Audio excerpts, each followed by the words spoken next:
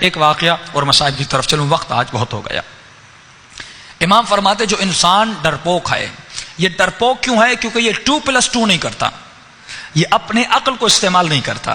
کہ میں نے کہا اگر کوئی انسان ڈرپوک ہے، رات کے اندھیرے میں جا کر کوئی ہارر مووی دیکھ کر آئے تو یہ جب گھر میں آئے گا اب رات کو ڈرے گا، یہ لکڑی کو دیکھے گا کہے گا یہ بھی بھوت ہے۔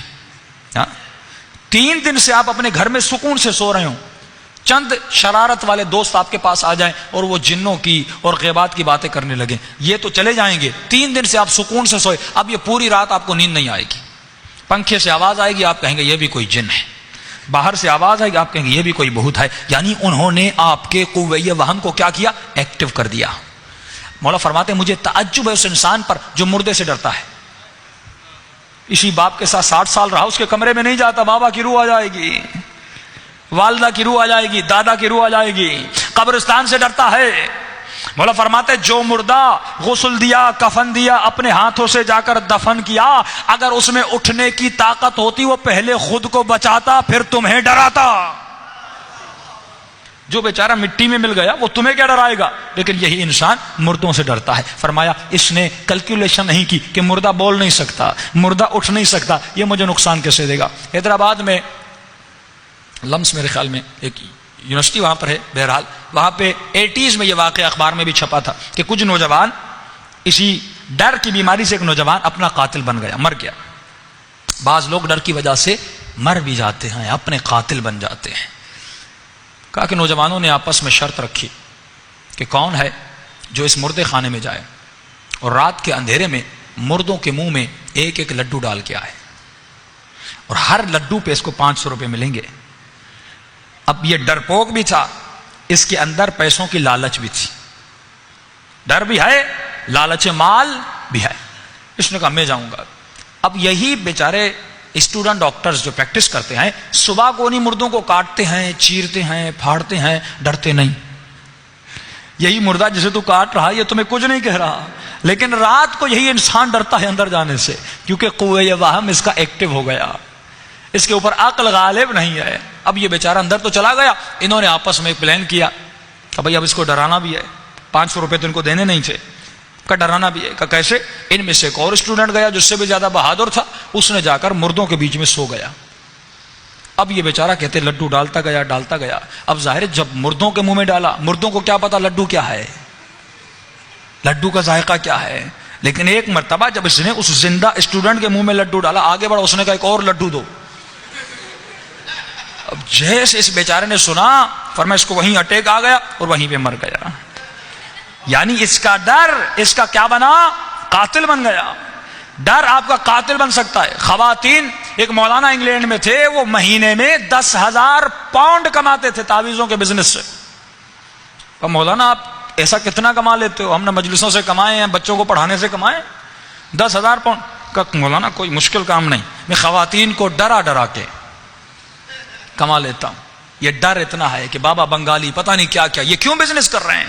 یہ کیوں کہ آپ کے وہم اور خیال پر کیا کر رہے ہیں؟ حکومت کر رہے ہیں، اور اس حکومت کے نتیجے میں وہ آپ کو کماتے بھی ہیں، آپ کو استعمال بھی کرتے ہیں۔ اکثر خواتین کیونکہ ان کے اوپر جذبات اور احساسات کا زیادہ غلبہ ہوتا ہے، وہ ان کے وہم کو استعمال کرتے ہیں۔ مولا اہل بیت علماء اخلاق فرماتے ہیں کہ جو انسان تعویذ سے، جادو سے یا کسی اور مخلوق سے ڈرے، جن سے ڈرے یا کسی اور مخلوق سے ڈرے، اس کے اندر شرک افعالی ہے۔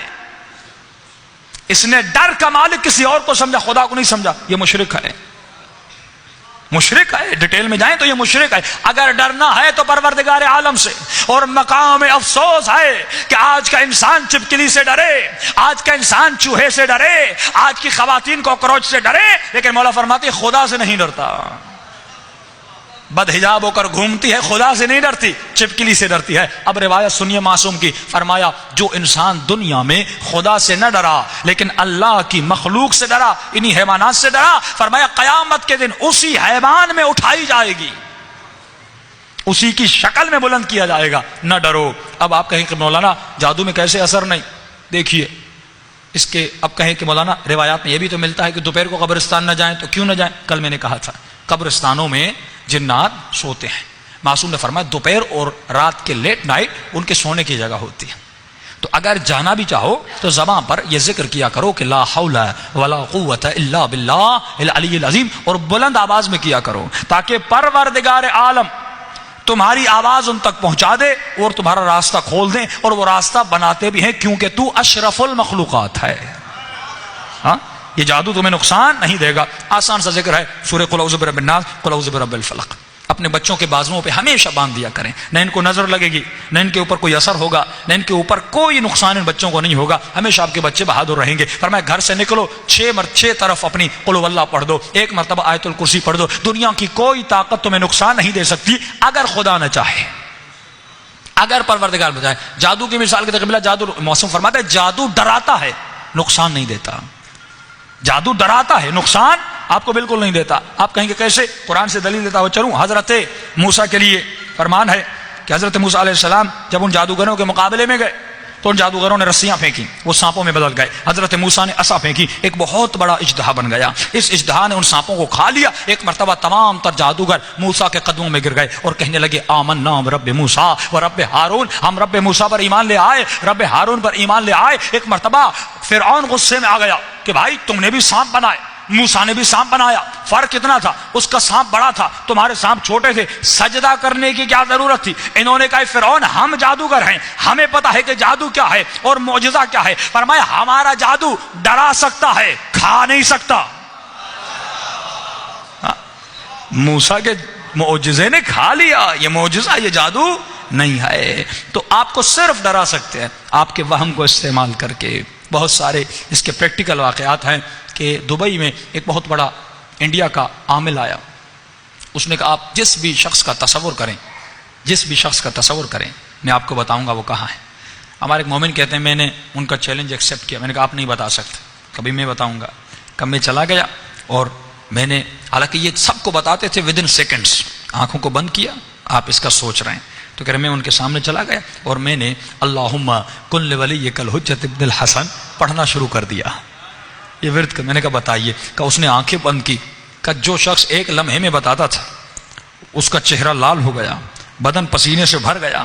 اس نے کہا آپ نے کس کا تصور کیا ہے؟ میرا ذہن ایک جگہ پہ ٹکتا ہی نہیں،